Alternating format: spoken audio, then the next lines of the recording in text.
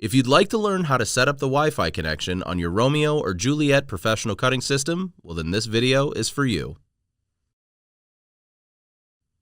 To start, make sure that your PC or Mac is connected to the desired network in your home, office, or wherever you use your machine.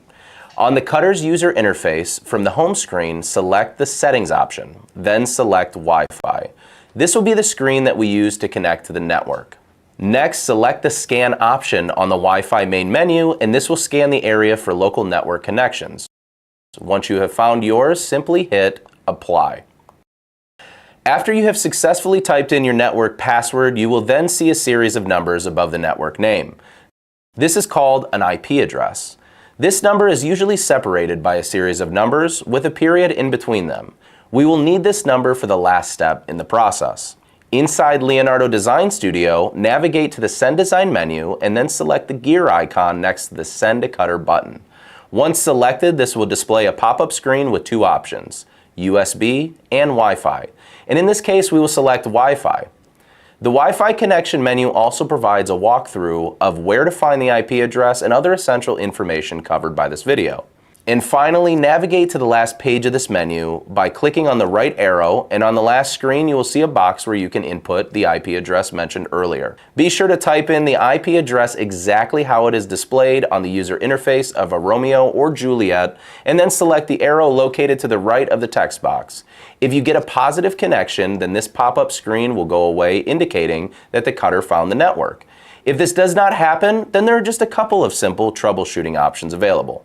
At the most basic level, when your cutter is not connecting properly via Wi-Fi, one of the easiest tests are to check the network name to ensure that your device and cutter are connected to the same destination. This is a commonly overlooked step, but an easy fix nonetheless. One of the most common issues you will run into is simply not putting in the correct IP address. As stated above, this must be an exact match of what you see on the cutter's user interface. Make sure that if your IP address is labeled as shown, that you are typing this number into your Wi-Fi menu.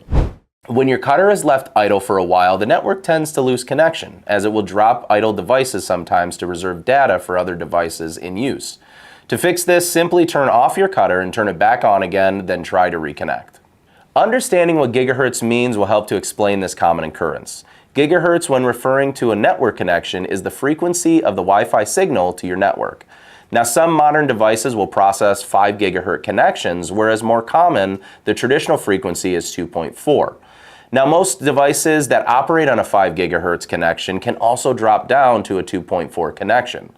Now, the Romeo and Juliet both use a 2.4 gigahertz connection, so if you have done all the troubleshooting listed in this video and you're still not getting a positive connection, check your home network router to ensure that it has 2.4 gigahertz band enabled. And there you have it. We now have taught you one of the most common issues with Romeo and Juliet when it comes to connecting your device. We hope that this worked out, and as always, if you're still having problems connecting your home network to your Romeo or Juliet professional cutting system, you can always reach out to us at support@siserna.com.